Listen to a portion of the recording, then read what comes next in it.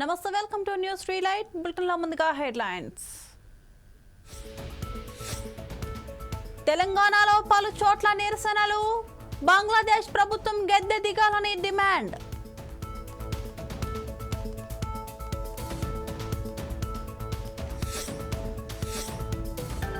గంజాయి కేసులపై సీరియస్, ఆస్తులు జప్తు చేస్తాం.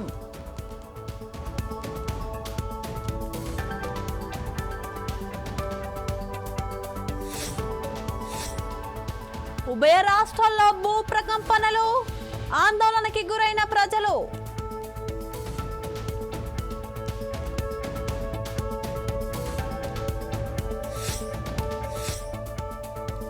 ఎమ్మెల్సీ ఉప ఎన్నికలకు రంగం సిద్ధం, ఏర్పాట్లు పరిశీలించిన కలెక్టర్.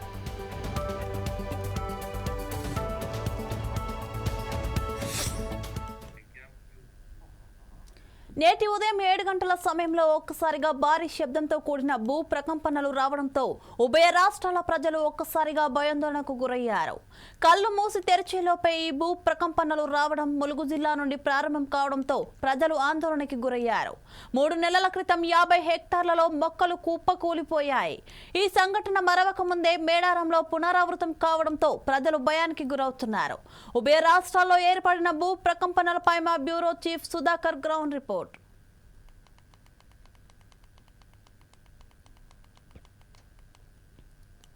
నమస్తే, వెల్కమ్ టు ఫోర్సెస్ టీవీ.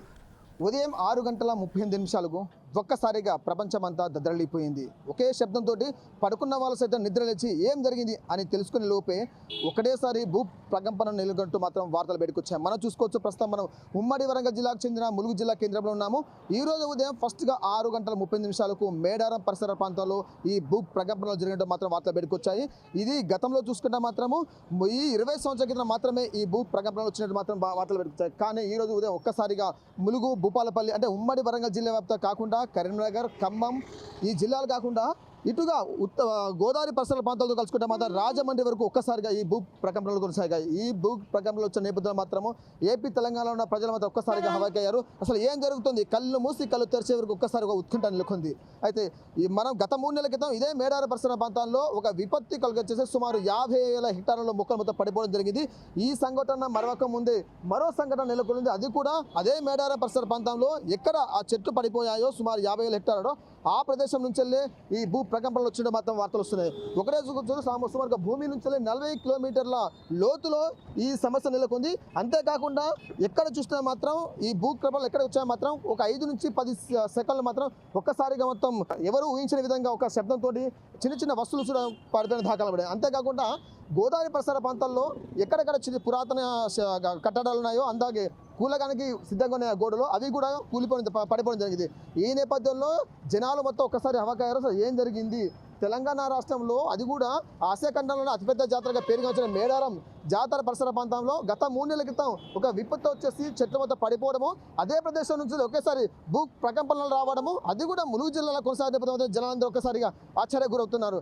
ఏదేమనుకోవచ్చు, అధికారులు సైతం కొంతమంది చెప్తూనే ఉన్నారు ఇది ఒకటే కాదు, మరికొన్ని రోజుల్లో మరొక భూకంపం వస్తుందని చెప్పడం వల్ల మాత్రము పురాతన కట్టడానికి సంబంధించిన ఇల్లు వాళ్ళు అలాగే శిథిలావస్థలో ఉన్న వాళ్ళు మాత్రం భయానికి గురవుతున్నారు.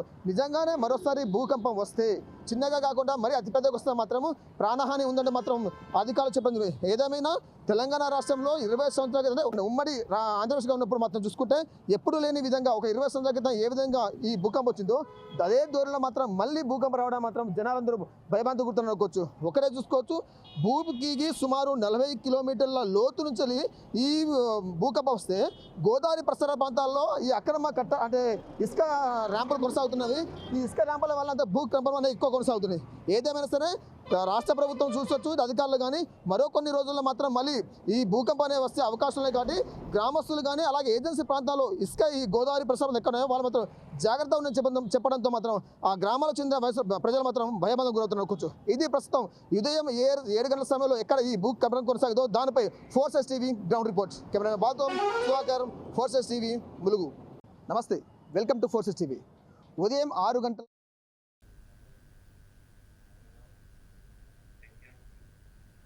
పూర్వపు ఉమ్మడి తూర్పు పశ్చిమ గోదావరి జిల్లాల పరిధిలో ఉపాధ్యాయ ఎమ్మెల్సీ ఉప ఎన్నికల నిర్వహణ కోసం పోలింగ్ సిబ్బంది పోలింగ్ కేంద్రాలకు తరలి వెళ్లడం జరిగిందని జిల్లా కలెక్టర్ పి ప్రశాంతి తెలియజేశారు. ఉపాధ్యాయ ఎమ్మెల్సీ ఎన్నికల సామగ్రి కలెక్టర్ ప్రశాంతి పరిశీలించారు. జిల్లా వ్యాప్తంగా 20 పోలింగ్ కేంద్రాలు 8 రూట్లలో ప్రత్యేక బస్సుల్లో పోలింగ్ సిబ్బంది తరలి వెళ్లారు. రాజమండ్రి ఆర్ట్స్ కళాశాలలో డిస్ట్రిబ్యూషన్ కేంద్రాన్ని కలెక్టర్ సందర్శించి సూచనలు ఇవ్వడం జరిగింది.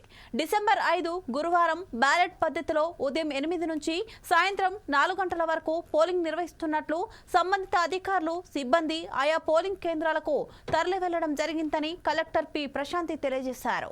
పోలింగ్ ప్రక్రియ పూర్తయిన తర్వాత పోలింగ్ సామగ్రి ఆర్ట్స్ కళాశాలకు తరలించి తదుపరి వాటిని కాకినాడకు తరలిస్తామని తెలియజేశారు. ఓట్ల లెక్కింపు డిసెంబర్ 9వ తేదీన కాకినాడలో నిర్వహిస్తున్నట్లు తెలిపారు.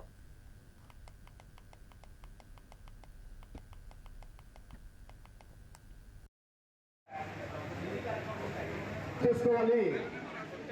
పిఓస్ ఎవరైతే ఉన్నారో వాళ్ళ చెక్ చేసుకోండి.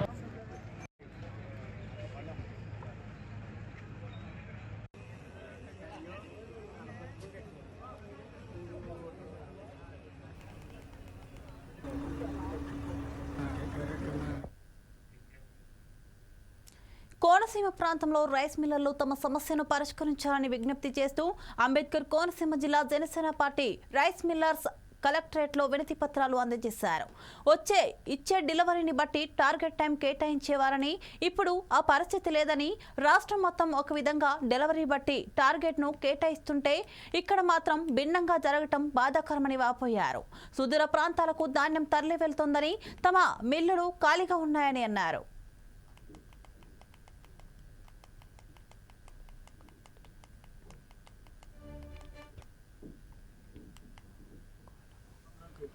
తక్కువ టార్గెట్ విధించి మమ్మల్ని సీఎంఆర్లో బాగా తక్కువ టార్గెట్ ఇచ్చి మాకు అన్ని రకాల మమ్మల్ని ఇబ్బంది పెడుతున్నారండి. ఎప్పుడూ లేదు ఆస్పర్ మీద టార్గెట్ ఇవ్వడం అన్నది ఎప్పుడూ ఎరగం. లాస్ట్ ఇయర్ మేము డెలివరీ మీదే మళ్ళీ అడిగాం, జేసీ గారికి ఇచ్చాం, కలెక్టర్ గారికి ఇచ్చాం. ఏమీ మా విన్నపాలు ఏమీ వాళ్ళు పట్టించుకోవట్లేదండి. పైనుంచి 80 కిలోమీటర్లు 90 కిలోమీటర్లు అవుతున్న రైస్ మిల్లులకి ధాన్యం వెళ్తుంది. మా డిమాండ్ ఏంటంటే మీరు సీఎంఆర్ చేసే మిల్లులు సీఎంఆర్ కిందే ఉండాలి. బాయిల్డ్ ఇతర వ్యాపారాలు చేసుకునే మిల్లుల్ని మాకు తెప్పించి వాళ్ళకి సీఎంఆర్ టార్గెట్ ఇవ్వకుండా సీఎంఆర్ మీద ఆధారపడి మిల్లులకే టార్గెట్ ఇవ్వాలని చెప్పి మా ముఖ్య విన్నపం అదండి. చిన్న మిల్లులు అన్నీ కూడా మాకు ఆస్పర్ అని పెట్టి తెలుగుగా దీన్ని మమ్మల్ని సీఎంఆర్లో డౌన్ చేసి ధాన్యాలు మండపేట పట్టుకుంటున్నారండి. టెంప్లెట్ ఇక్కడ మిల్లులన్నీ బీహార్ నుంచి పూలను తెచ్చుకుని ఖాళీగా కూర్చున్నారండి. రోజు మెయింటెనెన్స్ కింద డబ్బులు ఖర్చు అయిపోతున్నాయి. మాకు ధాన్యం రావట్లేదండి. మిల్లు టార్గెట్లు లేవు, బీజీలు ఉండే టార్గెట్లు లేక చిన్న టార్గెట్లు ఇచ్చి మమ్మల్ని ఈ హాస్పిటల్ పెట్టి అందులో మమ్మల్ని చాలా మోసపోయామండి. హాస్పిటల్ అని చెప్పి హాస్పిటల్ ఉన్నా లేకుండా ఐ హాస్పిటల్ చూపించే టార్గెట్లు పెట్టుకున్నారండి వాళ్ళు. మాకు హాస్పిటల్ లేక మేము మా ఉన్నత జెన్యున్గా మేము చెప్తే మమ్మల్ని ఆ విధంగా మోసం చేసి మమ్మల్ని టార్గెట్లు లో చేసి మాకు ధాన్యాలు రాకుండా చేస్తున్నారు. సీఎంఆర్ మీద ఆధారపడిన రైస్ మిల్ అని ఇప్పుడున్న నిబంధనల ప్రకారం గవర్నమెంట్ మా రైస్ మిల్కి బీజీలు ఉన్నా కూడా మా రైస్ మిల్కి ధాన్యం రావట్లేదని, టార్గెట్ లేదని చెప్పి కొత్తగా నిబంధనలు పెట్టి మా మిల్లులకి ధాన్యం రాకుండా ఈ దూరంగా మండపేట, ఇలాగ రాయవరం, రామచంద్రపురం, క్యాన్సవరం ఏరియాకి ధాన్యాలు తరలిపోతున్నాయండి. ఎప్పటి నుంచో మేము ఈ రైస్ మిల్ మీద ఉండి ఉపాధికి కోల్పోతున్నామని మా దగ్గర వచ్చి పనిచేసి జనం కూడా పని లేకుండా పోతుందండి. అంతేకాకుండా సీఎంఆర్ చేసే వాళ్ళకి ఇతర రకాల వ్యాపారం చేసే వాళ్ళకి సీఎంఆర్ ధాన్యం అనేది ఎవరండి? మేము ఎప్పటి నుంచో దీని మీద ఉన్నాం కదండి. ఏ వ్యాపారం చేయకుండా మేము సీఎంఆర్ మీద ఆధారపడి ఉన్నాం వెళ్ళండి. మాకు రాకుండా ధాన్యం ఇతర రకాల వ్యాపారాలు చేసే వాళ్ళందరికీ ధాన్యం. అనకాపల్లి మండలం బొగ్గులవాడ గ్రామ సమీపంలో అక్రమంగా తరలిస్తున్న సుమారు 10 లక్షల విలువ చేసే 100 కేజీల గంజాయిని అనకాపల్లి జిల్లా పోలీసులు ముందస్తు సమాచారం మేరకు పట్టుకున్నారు. పట్టుబడ్డ నిందితుల దగ్గర నుండి 3 సెల్ ఫోన్లు, 1 కారు స్వాధీనం చేసుకున్నారు. అనకాపల్లి డీఎస్పీ కార్యాలయంలో డీఎస్పీ శ్రావణి మీడియా సమావేశం నిర్వహించి వివరాలు వెల్లడించారు. కొసమెరుపు ఏమంటే గంజాయి నిందితులపై పీడీ యాక్ట్ పెట్టడమే కాక యోగి ఆదిత్యనాథ్ టైప్లో నిందితుల ఆస్తులు కూడా జప్తు చేస్తామని చెప్పారు. తస్మాత్ జాగ్రత్త, సంపాదించేది ఉంటుందో లేదో తెలియదు, కానీ ఉన్నది పోవడం ఖాయం, జైలుకు పోవడం ఖాయమన్నారు. అనకాపల్లి రూరల్ పోలీస్ స్టేషన్ పరిధిలో నిన్న ఊడూరు జంక్షన్ దగ్గర వెహికల్ చెకింగ్ చేయడం జరిగిందండి. జంక్షన్లో బేస్డ్ ఆన్ రిలయబుల్ ఇన్ఫర్మేషన్ ఒక ఎరిటిగా కార్ని చెక్ చేయంగా అందులో ఒక 100 కేజెస్ గాంజా అనేది దొరకడం జరిగింది. ఆన్ డీటెయిల్డ్ ఎంక్వైరీ తెలిసింది ఏంటంటే అందులో మాకు accused A2 and driver Rakesh, తర్వాత వీళ్ళిద్దరికి సప్లై చేసిన అతను ఉన్నాడు కొండబాబని. వీళ్ళు ముగ్గురు కలిపి యాక్చువల్గా ఈ గాంజా తీసుకెళ్తున్నారు. 4th పర్సన్ ఒక ఆయన ఉన్నాడు అందులో. అతను ఎప్పుడైతే పోలీస్ చెక్ చేస్తున్నాడో అది చూసి పారిపోయాడు. అతనే మేజర్ కల్ప్రిట్. అతన్ని కూడా పట్టుకునే చర్యలు చేస్తున్నాము. సో దీంట్లో భాగంగానే నిన్న ఒక ఎరటికా కారు 100 కేజెస్ గాంజా అండ్ ఒక 2 సెల్ ఫోన్స్ సీజ్ చేసుకోవడం జరిగింది. గాంజా వాల్యూ వచ్చి రఫ్లీ 10 lakhs ఉంటుంది. 5 lakhs ఏమో దొరికింది, 5 lakhs ఇచ్చాడట అండ్ 5 lakhs ఆఫ్టర్ సెల్లింగ్ ఇస్తానని చెప్పి తీసుకొచ్చాడు సెల్లర్ని కూడా. అందుకోసమే ఆ సెల్లర్ ఎవరైతే ఉన్నాడో ఆ సెల్లర్ని కూడా తీసుకురావడం జరిగింది ఈ కేసులో.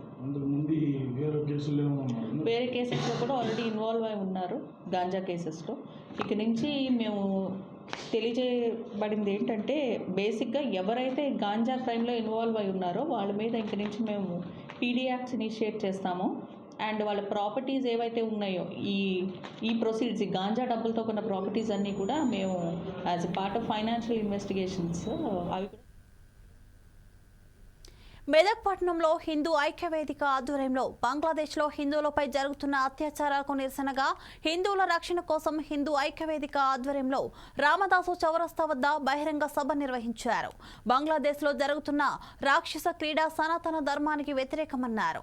ఈ తరంలో మార్పు రాకపోతే వచ్చే తరాల భవిష్యత్తు ప్రశ్నార్థకంగా మారుతుందని, హిందువులు మారకపోతే పరిస్థితి మరింత విషమిస్తుందని అన్నారు. హిందూ దేవాలయాలు కూల్చుతున్నారని ఆవేదన వ్యక్తం చేశారు. సేవా సంస్థలు ముందుకుంటే అందులో ఇస్కాన్ మొత్తం మీద ముందుకుంటుంది. ఇంకా పేద ప్రజలు ఉన్నారు. పాల్గొనకపోతే భగవానికి ఏమర్థం? నువ్వు పందివే. ఎందుకు పందిలా 10 రోజులు బతకడం కన్నా నందులా 4 రోజులు బతకడం నిన్న. అవునా కాదా? ధర్మం కొరకు పోరాటం చేయాలి, ధర్మాన్ని కాపాడుకోవాలి. ఇట్లాంటి సంస్థలు, ఎన్నో సంస్థలు మనకి ఈ రోజున భారతదేశంలో ఉన్నాయి కాబట్టి మనం ఈ రోజున ఆనందంగా ఒక మెతుకు తినగలుగుతున్నాం. అవునా కాదా? ధార్మిక సంఘాలు, ఎన్నో ధార్మిక సంఘాలు మన భారతదేశంలో ఉన్నాయి కాబట్టి మనం మంచిగా ఉండగలుగుతున్నాం. ఇంకా ఇతర దేశంలో జరిగేటటువంటి అరాచకాలు ఎంతో మంది పెద్ద ఉన్నత వ్యాపారస్తులకు, ఉద్యోగులకు తెలుసు. అదేవిధంగా స్వాములు కూడా పీఠాధిపతులు, మఠాధిపతులు, గురువులు, అర్చకులు, ధార్మిక సంఘాల అధ్యక్షులు, కుల సంఘాల అధ్యక్షులు అందరూ కూడా స్పందించాలి, ఐక్యం కావాలి. ఎలా ఐక్యం కావాలి? అందరూ తయారు కావాలి. ఇక పూసగుచ్చాలి. ఎక్కడక్కడ పువ్వులు ఉన్నాయి తోటలో, పూసగుచ్చేవాళ్ళు లేడు.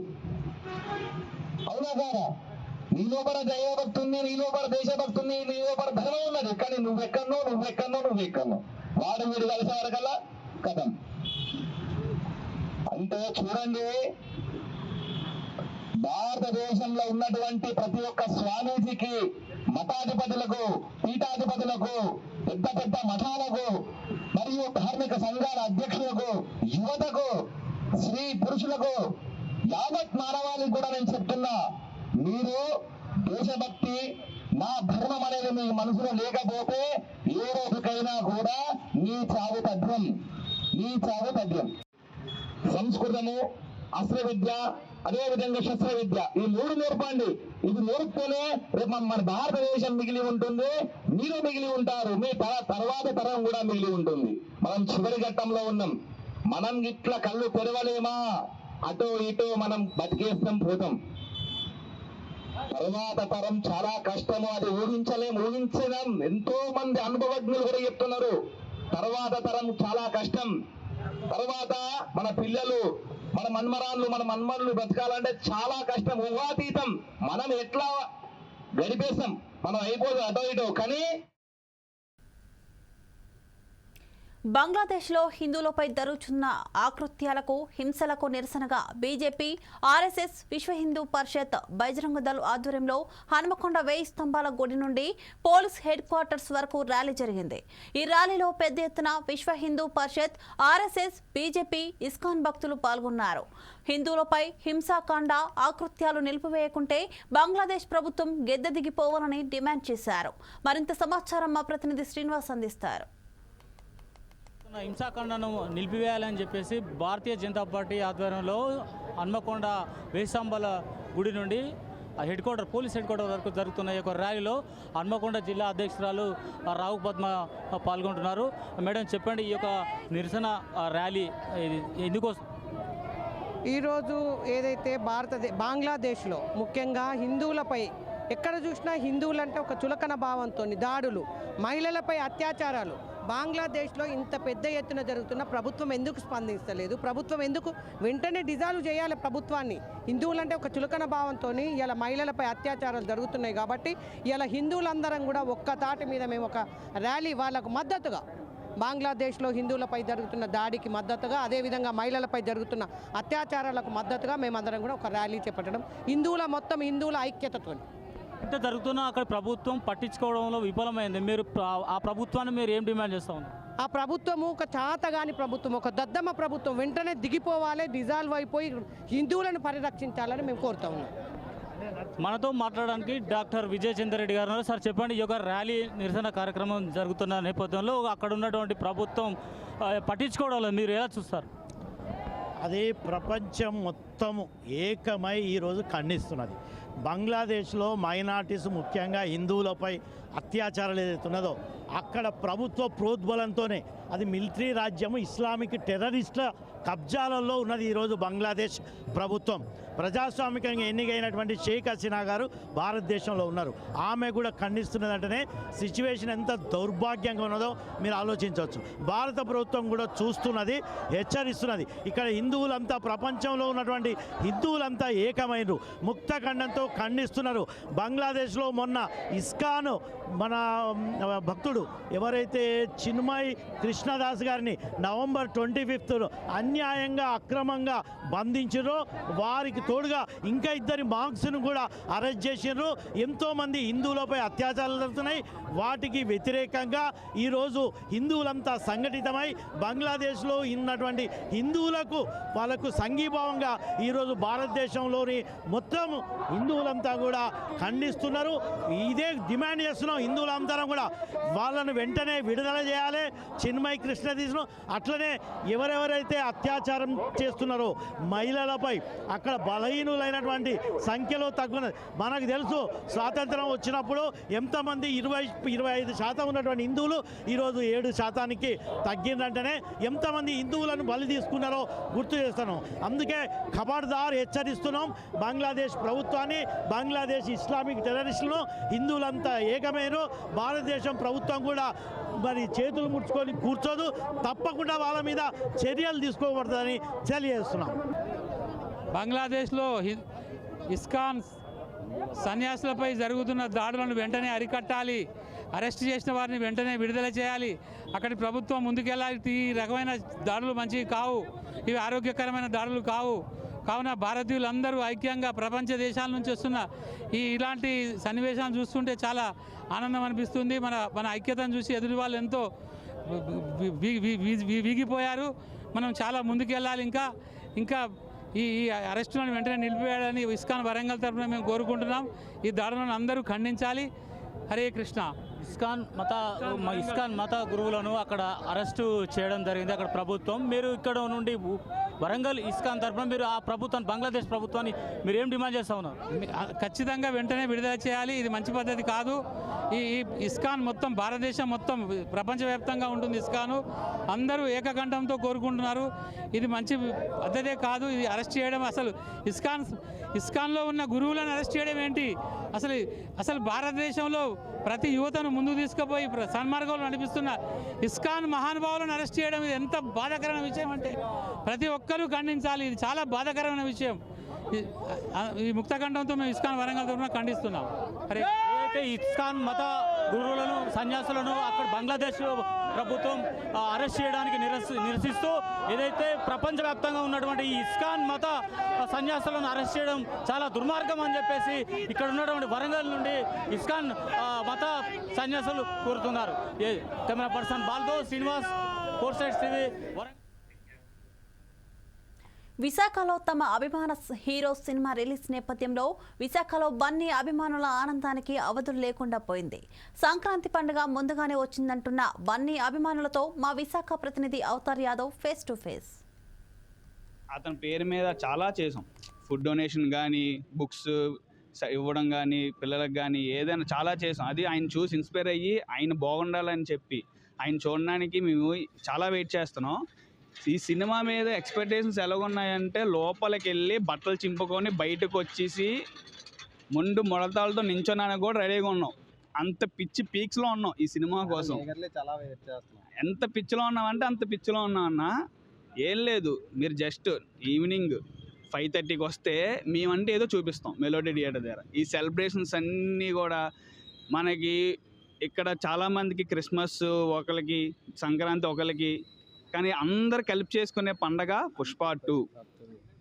ఇక్కడ సంక్రాంతి అందరికించో మనకి జనవరి 10th నుంచి మొదలవుతుంది, కానీ ఈ సంక్రాంతి మాత్రం డిసెంబర్ 5th నుంచి మనకి సంక్రాంతి అనేది మొదలైపోతుంది. రేపటి నుంచి థియేటర్లోనే బన్నీ రూల్ మొదలవుతుంది. ఆపడం ఎవడి వల్ల కాదు. మేమంటే ఏంటో చూపిస్తాం. చెప్పండి, ఇప్పుడు 2 తెలుగు రాష్ట్రాల్లో బన్నీ సినిమాకి టికెట్ల రేట్లు పెంచుకోవడానికి అవకాశం ఇచ్చారు, అలాగే బెనిఫిట్స్ కూడా అవకాశాలు ఇచ్చారు. దానిపై మీ అభిప్రాయం ఏంటి? నేను ఏపీ సీఎంకి, మన తెలంగాణ సీఎంకి చాలా థ్యాంక్స్. ఎందుకంటే మా సినిమాలో దమ్ము ఉంది కాబట్టి టికెట్ రేటు 900 ఎంఆర్పి రేటుకి వస్తుంది. అదే మిగతా సినిమాలు మేము కించపరచం, మాకు అవసరం లేదు. మా సినిమా గురించి మేము చెప్తున్నాం. అదేదో సినిమాలో డైలాగ్ ఉంటుందన్న, రెబల్ సినిమాలోని, మీరు ఆవేశంతో ఉన్న పులిని చూశారు, ఆకలితో ఉన్న పులిని చూశారు అంటారు. మేము 3 ఏళ్ళు ఉపవాసంతో వస్తున్నాం. పులి తగ్గేదిలే. పుష్ప ఎలాగుంటుందో తెలుసానా? బాక్స్ ఆఫీస్ రికార్డులు షేక్ చేస్తుంది, మళ్ళీ బాహుబలి రికార్డులు షేక్ చేస్తుంది. బాహుబలి రికార్డులు మళ్ళీ ఈ సినిమా, ఇంకో సినిమా తెలుగు ఇండస్ట్రీ రికార్డులు షేక్ చేస్తూనే ఉంటాయి. బన్నీ అంటే ఏంటనుకున్నానా? తగ్గేదేలే. స్టైలిష్ స్టార్, ఐకాన్ స్టార్, ఇవన్నీ స్టార్లు మా ఓడికే వచ్చాయి. అందరిలాగా వాళ్ళు స్టార్లు పెట్టుకున్న స్టార్ కాదు, స్టైలిష్ స్టార్, ఐకాన్ స్టార్. జై బన్నీ, జై బన్నీ. ఇది పరిస్థితి. ముందు అది అల్లు అర్జున్ ఫ్యాన్స్ అయితే ఏం చెప్తున్నారంటే సంక్రాంతి జనవరి 15 వస్తుంది, కానీ మాకు సంక్రాంతి అయితే డిసెంబర్ 5వ తారీఖున వచ్చేస్తుంది. మా సంక్రాంతి పండుగ ఏంటో మీరు మరి కాసేపట్లో అయితే చూడబోతారు. టికెట్ల రేట్లు పెంచినప్పటికీ కూడా ఈ టికెట్ల రేటు మాకు పెద్దగా భారం కూడా పడలేదని కూడా చెప్తున్న పరిస్థితి కనబడుతుంది. కెమెరామ్యాన్ మహేష్తో అవతార్ యాదవ్, 4 Sides TV, విశాఖపట్నం. అరుణోదయ సాంస్కృతిక సమైక్య ఆవిర్భావానికి 50 సంవత్సరాలు నిండిన సందర్భంగా 50 వసంతాల సభ నిర్వహిస్తున్నట్లు అరుణోదయ సాంస్కృతిక సమైక్య నిర్వాహకురాలు విమల్క తెలిపారు. సభకు సంబంధించిన పోస్టర్ ఉస్మానియా యూనివర్సిటీ ఇంజనీరింగ్ కళాశాల వద్ద ఆవిష్కరించారు. ఈ కార్యక్రమానికి ముఖ్య అతిథులుగా ప్రొఫెసర్ జయదేర్ తిరుమలరావు, భగవంతురెడ్డి హాజరై పోస్టర్ను ఆవిష్కరించారు. 50 సంవత్సరాల క్రితం ఇంజనీరింగ్ కళాశాలలో అరుణోదయ సాంస్కృతిక సమైక్య పురుడు పోసుకుందని తెలిపారు. ఆనాటి నుండి నేటి వరకు ఎంతో మంది కళాకారులను తయారు చేస్తూ ప్రజల మధ్యలో ఉంటూ ప్రజలను చైతన్యవంతం చేసిందన్నారు. 50 వసంతాల సభలను డిసెంబర్ 14, 15న సుందరయ్య విజ్ఞాన కేంద్రంలో నిర్వహిస్తున్నట్టు తెలిపారు.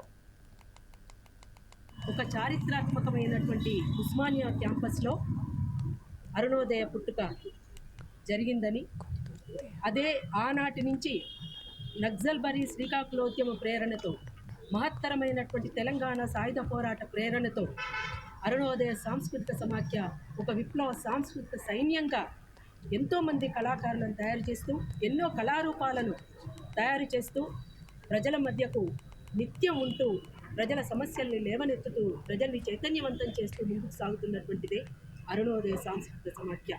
అందుకే 50 సంవత్సరాల అరుణోదయ సభలను డిసెంబర్ 14, 15వ తేదీల్లో బిఎస్టీ ఫంక్షన్ హాల్లో 2వ రోజున సుందరయ్య విజ్ఞాన కేంద్రంలో 2 రోజులు జరుపుకోబోతుంది. ఒక చారిత్రాత్మక అనంతపురం జిల్లా కళ్యాణదుర్గం కుందుర్పి మండలం రుద్రంపల్లి గ్రామంలో మంగళవారం రాత్రి గ్రామంలో కురిసిన వర్షానికి ఇల్లు కూలిపోయి ముగ్గురు మరణించారు. వర్షాలు ఎక్కువగా పడినప్పుడు పాత ఇల్లులో ఉండేవారు, మట్టి ఇళ్లలో ఉండేవారు తగిన జాగ్రత్తలు తీసుకోవాలని, సురక్షిత ప్రాంతాలకు తరలి వెళ్లాలని అధికారులు హెచ్చరించారు.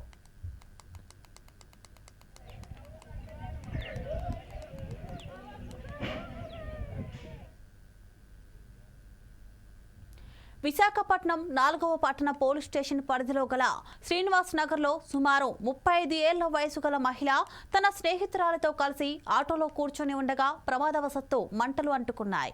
బాధితురాలు తెలిపిన వివరాల ప్రకారం ఆటోలో అగ్గిపుల్ల వెలిగించేందుకు ప్రయత్నించగా ప్రమాదవశత్తు మంటలు అంటుకుంటున్నాయన్నారు. పోలీసులు దర్యాప్తు చేస్తున్నారు. ఇద్దరు లేడీస్ ఆటోలో సైడ్న పార్క్ చేసినటువంటి ఆటోలో కూర్చొని మాట్లాడుతుంటే అక్కడ అగ్గిపుల్ల వెలిగించడం వల్ల చీర అంటుకొని ఆవిడ శరీరం అంతా కాలిని గాయాలయ్యాయండి. ఆవిడ పేరు ఆవిడను ఆవిడ ఫ్రెండ్ ఇంకొక అమ్మాయి కలిపి ఇక్కడ మాట్లాడుతుండగా అది ప్రమాదవశాత్తు జరిగింది. ఇప్పుడు అమ్మాయి ఎక్కడుంది ఇంకా ట్రేస్ కాలేదు. ఆవిడ భయపడి పారిపోయినట్టు ఆవిడ చెప్తుంది. ఇప్పుడు హాస్పిటల్లో ఉన్న ఆవిడకి గాయాలతో ట్రీట్మెంట్ అవుతుందండి. శ్రీనివాస నగర్ ఇక్కడ ఒక ఇద్దరు లేడీస్ ఆటోలో సైడ్న పార్క్ చేసినటువంటి ఆటోలో కూర్చొని మాట్లాడుతుంటే అక్కడ నిజామాబాద్ కాకతీయ విద్యా సంస్థలో మృతి చెందిన శివ జస్విత్ రెడ్డి ఇంటికెళ్లి కేసు విత్డ్రా చేసుకోవాలని బెదిరింపులకు పాల్పడుతున్నారని డయల్ 100కి మృతుని కుటుంబ సభ్యులు కాల్ చేశారు. బెదిరింపులకు దిగిన కాకతీయ సిబ్బందిని బోధన్ పోలీసులు అదుపులోకి తీసుకొని కేసు నమోదు చేశారు. మార్నింగ్ ఉదయం 9 గంటల సమయంలో మాకు ఒక డయల్ 100 కంప్లైంట్ రావడం జరిగింది.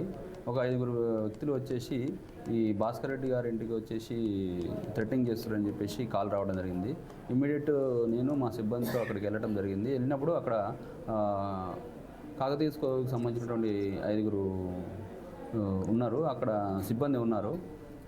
అక్కడ మన కంప్లైంట్ ఏంటంటే, ఫిర్యాదుదారుడు ఇచ్చిన కంప్లైంట్ ఏంటంటే వాళ్ళ బాబు చనిపోయాడు అక్కడ జశ్వంత్ రెడ్డి అని చెప్పేసి కాకతీయ స్కూల్లో పోయిన నెల 29వ తారీఖు చనిపోవడం జరిగింది.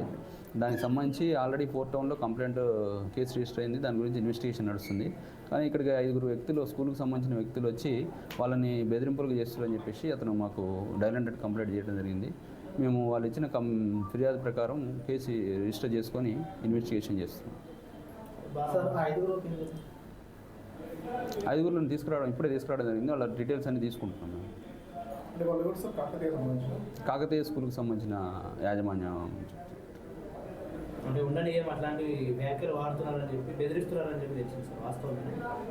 అది ఎంక్వైరీ చేస్తాం. ఎంక్వైరీ చేసి ఇన్వెస్టిగేషన్లో చెప్తాం.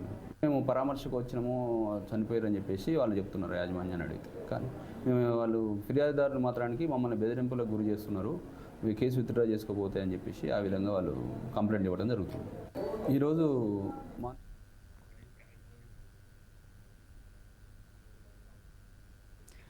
ఇవి బులెటిన్ అప్డేట్స్. మరో బులెటిన్లో మళ్ళీ కలుద్దాం. అంతవరకు సెలవు. నమస్తే.